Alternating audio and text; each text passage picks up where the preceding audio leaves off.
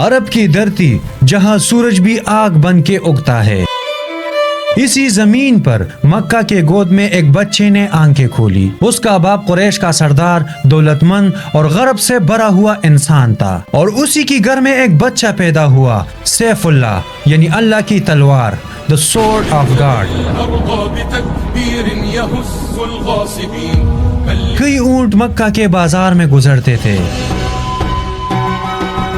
چھوٹے چھوٹے بچے دوڑتی ہوئی لطیفی تلواروں سے کھیلتے تھے۔ انہی بچوں میں ایک نوجوان بچہ خالد، جس کی آنکھوں میں چمک تھی، چال میں اعتماد اور لہجے میں اکڑ۔ وہ صبح تلوار کی ٹریننگ کرتا، دوپہر کو گھوڑے دوڑاتا، اور پھر رات کو اپنی باپ کی باتوں سے دنیا کو سمجھتا۔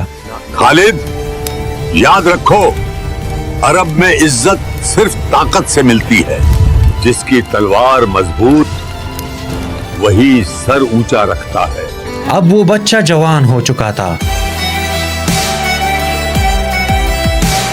اونچے قد کا، چوڑے کندھوں والا، گھوڑے کے لگام پکڑتے ہوئے جیسے ہوا کو بھی قابو کر لے۔ جب وہ جوان ہوا تو خالد کی شہرت پوری مکہ میں پھیل چکی تھی۔ وہ لڑکا نہیں، طوفان ہے۔ اس کا دماغ جنگی حکمت عملی میں ماہر تھا، وہ تیر اندازی میں استاد اور گھوڑ سواری میں بے مثال تھا۔ اسی وقت مکہ میں ایک اور صدا گونجنے لگی، اللہ اکبر، اللہ اکبر۔ ایک نیا پیغام جو برابری، رحمت اور اللہ کی توحید کی بات کرتا تھا۔ مگر قریش کو یہ لگا کہ یہ ان کے راج کے لیے خطرہ ہے۔ خالد نے اس وقت اسلام کو ایک بغاوت سمجھا۔ وہ اپنا قبیلے کی عزت بچانے کے لیے حضرت محمد صلی اللہ علیہ وآلہ وسلم کے خلاف کھڑے ہو گئے۔ ریگستان کی ریت اڑتی ہے، تلواریں ٹکراتی ہیں اور آسمان سے بجلی چمکتی ہے۔ خالد بن ولید قریش کی فوج کے ساتھ تھا۔ جب جنگ بدر میں مسلمانوں کی جیت ہوئی تو خالد حیران ہوا کہ ایک چھوٹی سی فوج کیسے جیت سکتی ہے۔ وہ سمجھ نہیں پا رہے تھے کہ وہ کون سی طاقت ہے جو ان لوگوں کے پاس ہے۔ پھر آئی جنگ احد،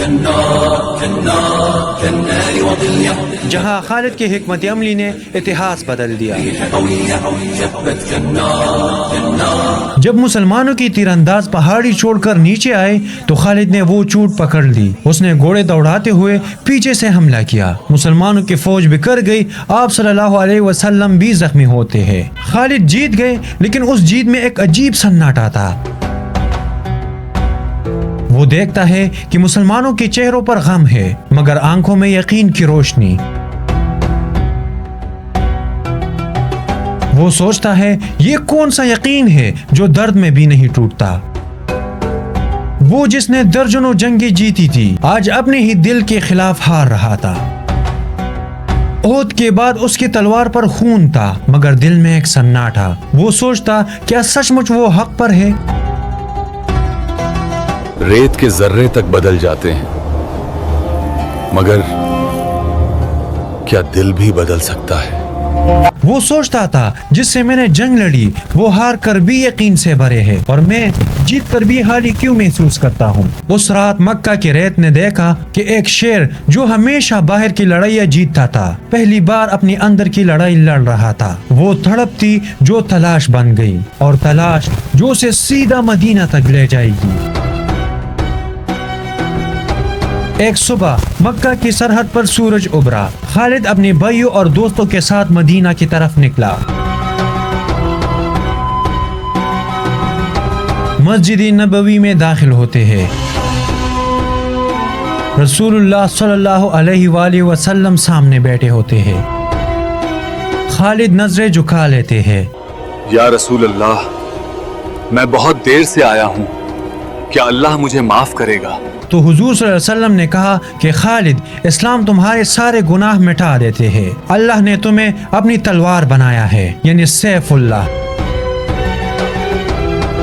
اور اس دن ریگستان نے ایک نیا سورج دیکھا. وہ تلوار جو کل تک اسلام کے خلاف تھی اب اسی اسلام کی حفاظت کے لیے چمک رہی تھی.